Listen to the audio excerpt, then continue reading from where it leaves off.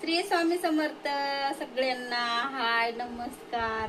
तर आज आहे शनिवार आणि शनिवार म्हणलं का आमच्या घरात दोघांचे, विजयदादाचा आणि त्याच्या पप्पाचा शनिवार राहतंय. मग त्यांचं जर शनिवार म्हणलं का आमचा बी उपवास असल्यासारखाच राहतंय. बरं का सांगू का, स्वयंपाकाला चपाती भाजीला तर सुट्टीच राहते शनिवारची. तर दीदी पण आली आहे काल आणि लातूरहून.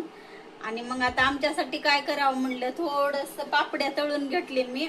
आणि आता मी तेल गरम केले आणि आता चपाती भाजीला सुट्टी म्हणल्यावर काहीतरी खमंग चांगलं बनवून, चटपट थोडस बनवून खावं लागतंय. तर आता मी बनवणार आहे पोहे. आणि पूर्ण साहित्य मी चिरून ठेवले पोह्याचं. तर कढई पण ठेवली, तेल तर मी पापड्या तळून घेतलेलं तेल आहे कढईमध्ये. त्याच कढईत मी आता पोहे बनवणार आहे छान आणि मस्त. तर आता चला मग बघूया आता मी पोहे कसं बनवते. साधं सिंपल आमच्या गावाकडची पद्धत आहे, तर मी तसंच बनवते. तर तुम्ही पण बघा मी कसं बनवते पोहे. चला मग बघूया. तर इकडे तेल आपलं कसं गरम झालेलं आहे. आपण पापडी तळून घेतल्यामुळे तेल कसं गरम झाले. आता मी थोडेसे जिरे आणि मोहरी घेतली. ते बघा, ते ह्यामध्ये टाकून घेऊया. आणि मला मोहरी जास्त खायला आवडते, त्याच्यामुळं मी मोहरी जास्त घेतलेली आहे. म्हणजे प्रमाण मोहरीचं कसं जास्त घेतलेलं आहे. आणि जिरे आहेत ते थोडेसे कमी आहेत आता. आणि आपल्याला कसं माहिती का, ही मोहरी फुटून घ्यावं लागते बरं. तरी मोहरी आपली कसं चांगले फटाक्यासारखा आवाज यायला लागलाय. आता आपण ह्यामध्ये काय, इकडे मी पोहे भिजू घालून घेतले थोडेसे. हे बघा, थोडेसे पोहे भिजू घालून घेतले. एक टमाटर, एक दोन कांदे आहेत बारके बारके, ते कापून घेतले. आणि हिरवी मिरची आणि कढीपत्ता आहे. आणखीन आता हे आपली मोहरी कसं चांगली फुटली गेली आहे. आता त्याच्यामध्ये थोडस मी कांदा आणि टमाटर टाकून घेते. तेल भरपूर गरम झालंय बरं. आणि मिरची पण त्यामध्येच टाकणार आहे मी, कढीपत्ता पण टाकणार आहे, पटपट टाकून घेणार आहे. तेल भरपूर गरम झालेलं आहे. हे बघा, आता ही पूर्ण एकजीव असं परतून घेते मी छानपैकी. हे बघा,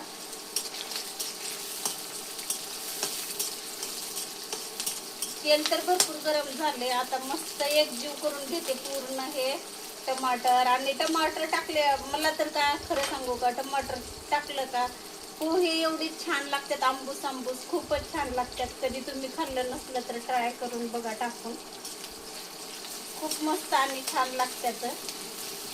आणि हे पोहे आम्ही काही रोज नाही करत. मला तर वाटतं हे पोहे खाऊन मला कमीत कमी 1 महिना तरी झाला असेल बहुतेक. भरपूर दिवस झालेत पोहे खाऊन. तर आता दीदीच्या नादानं मला पण पोहे आज खायला मिळाले. तर आता ह्यामध्ये आपण थोडा कांदा लाल करून घेऊया असं चांगला तळून. नंतर त्यामध्ये थोडेसे शेंगदाणे आणि डाळ आपल्याला फोडणीमध्येच टाकायचे. आणि हे जी हिरवी मिरची आहे का, त्याचं महत्त्व तुम्हाला सांगते मी थोडंफार. तरी मी शेंगदाणे टाकून घेतले आता ह्यामध्ये. कांदा कसा लाल झालेला होता त्यामुळं शेंगदाणे पण आणि थोडंसं डाळवं पण टाकून घेतले. आता पूर्ण एकजीव करून घेते असं मिक्स. हे बघा, खूप छान मिक्स करून घ्यायचं. म्हणजे पूर्ण कसं एक जागी नाही म्हणजे ते करपणार असं सगळं मिक्स करून घ्यायला का, एकजीव करून घ्यायला की मग पूर्ण आपला कांदा टमाटर चांगलं असं फ्राय होतं ह्याच्यामध्ये. आणि मिरची पण खूप छान झाली आहे. आणि आता आपल्याला हे शेंगदाणे थोडे फटफट आवाज यायला पाहिजे. मग ते आल्यानंतर आपण त्यामध्ये पोहे टाकून घेणार आहे. तोपर्यंत आपण काय करूया, हळदी पावडर टाकूया. थोडीशी हळदी पावडर टाकून घेऊया. आणि थोडंसं मीठ पण टाकून घेऊया ह्यामध्ये. म्हणजे जेवढं आपल्या पोह्याला लागतंय तेवढं घ्यायचं बरं टाकून.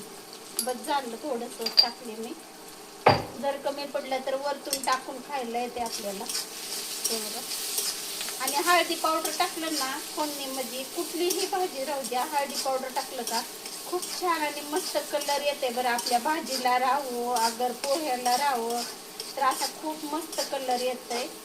तर सगळेजण असंच करून घ्यायचं, म्हणजे फोडणीमध्ये हळदी पावडर टाकायचं, खूप छान असा कलर येतो. हे बघा कसला भारी कलर आलाय. आणि नंतर जर हळदी पावडर टाकलं ना तर नाही कलर येत. फोडणीमध्ये टाकलं का खूप छान असा कलर येतोय. हे बघा. आणि कसं शेंगदाणे पण असता थोडं फटफट फुटायला लागल्या तर जास्त काय नाही. तर मी पूर्ण एकजीव करून घेते. हे बघा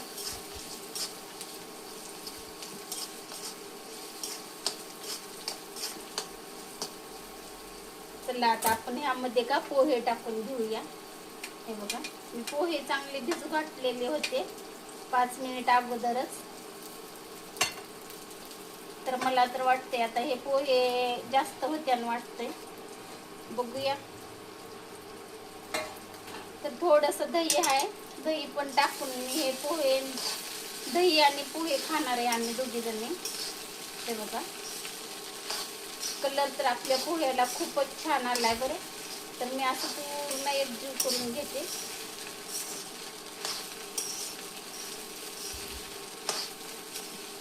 आणि टमाटर मुळे तर भरपूर असं खमंग लई मस्त लागतात बरं. आंबूस आंबूस आंबूस वेगळंच लागतं. म्हणजे का लिंबू टाकायची गरजच नाही. तर पूर्ण एकजीव करून घेते मी आता. आता मी पूर्ण पोहे एकजीव करून घेतले. हे बघा खूप छान असं मस्त कलर पण आलाय आणि खूप छान झालेत आपले पोहे खरंच.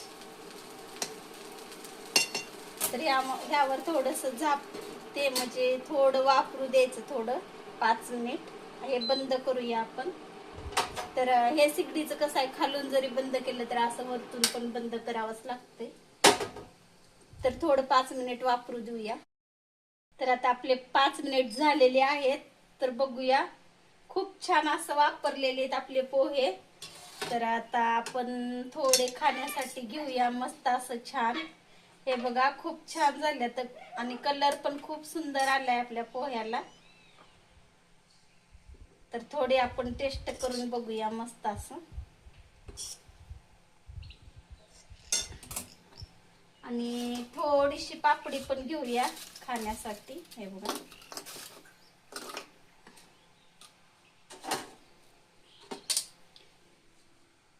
ह्याच्यात टाकून घेतली मी आता. तर आमचे पोहे कसे झाले आजचे नक्की कमेंट मध्ये सांगा. तर टेस्ट तर करून बघावंच लागन की एवढे सुंदर आणि मस्त झाल्यात म्हणल्यावर. हे बघा खूप छान झाल्यात. तर थोडे खाऊन बघते मी थोडस.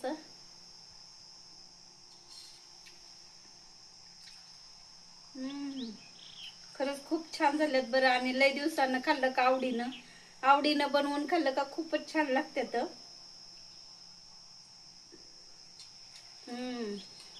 मस्त झाल्यात बरं. आणि सोबत हे पापडी खूप छान झाले आता. तर तुम्ही बी असं नवीन नवीन, नवीन काही नाही पण खूप दिवसांनी आता आपण पोहे काही रोज करत नाही आणि खात नाही. तुम्ही पण असं पोहे बनवत जावा कधी कधी आणि खात जावा. आणि आमचा पोह्याचा व्हिडिओ तुम्हाला कसा वाटला नक्की कमेंट मध्ये सांगा. आणि आपल्या चॅनलला लाईक करा, सबस्क्राईबर करा. चला मग पुढल्या व्हिडिओ मध्ये भेटूया. तोपर्यंत बाय सगळ्यांना.